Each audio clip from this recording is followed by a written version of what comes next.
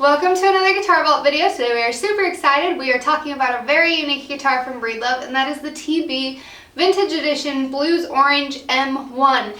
And it might be a mouthful to say, but it is a really cool guitar. It was designed by the owner of Breedlove, Tom Bedell, who is just a wonderful, wonderful person, and he has such a passion for guitars and all the things that you can do to create unique ones. And this was, I think, a little bit of a passion project for him, just to create something really unique and kind of that tells his story a little bit. Yeah. Yeah, so this guitar, as Alyssa said, is really kind of Tom Bedell's brainchild. And I'm going to kind of go into a little bit of details, but I have to say straight up, I feel like he created something much beyond what he intended. Yeah. So basically, Tom, growing up in the 50s and 60s, was influenced by that era of music, especially blues, rock, and folk music.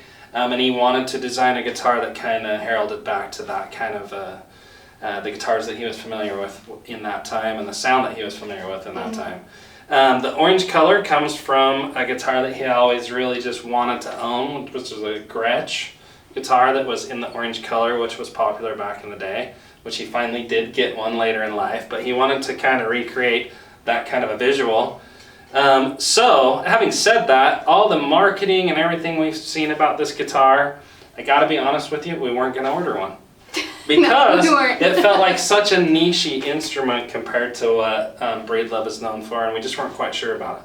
But then we were actually able to play one, and I have to say, based on the color, based on the design philosophy, background of what he was trying to create, and based on the name of the guitar, we thought it was going to be just a great blues guitar, and that would be the end of it. And as a matter of fact, it is. It does give that kind of a sound due to a lot due to the Concertina body, the 12 fret neck joint, slotted headstock, that whole vibe. It does have that sound quality, but this guitar does stuff that none of those guitars that were good at that did. It does additional things.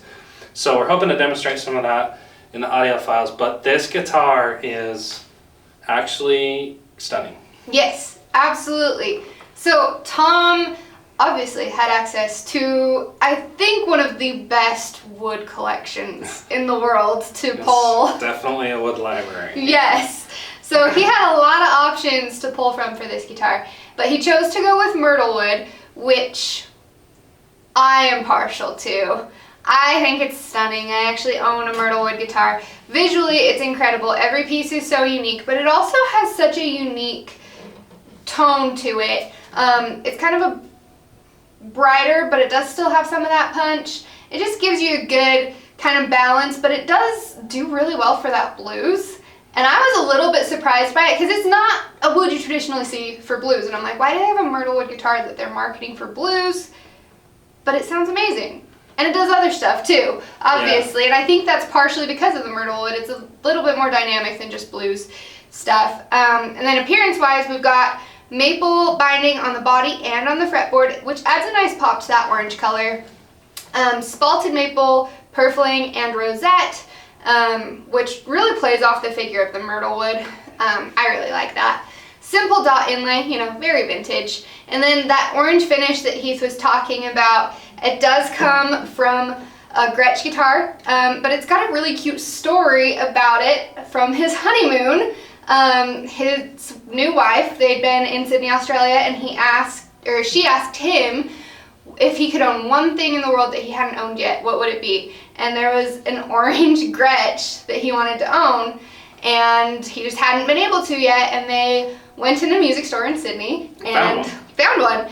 And the next day, she informed him that she ordered it and it was being sent to their hotel room, and so he got to buy that orange Gretsch, and that's what inspired this color. And I just think that's a really sweet story. So yeah, I think that's great. It's got a unique pickup.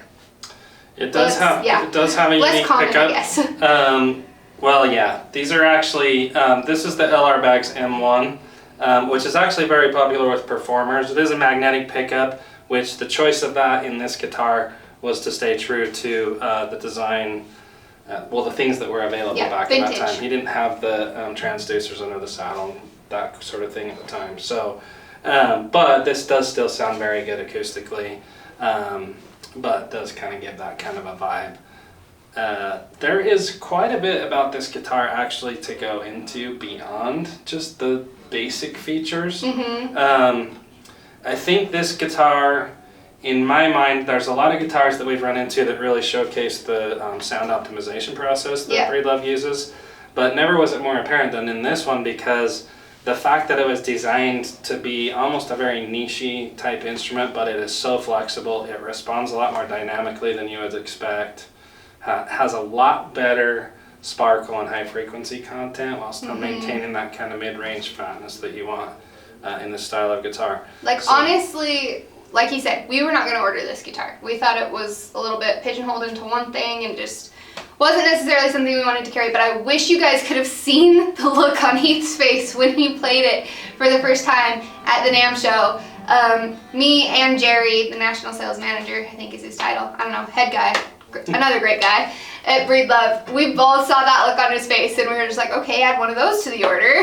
But yeah, sometimes you pick up a guitar and then the look on my face says, that's not supposed to sound that way.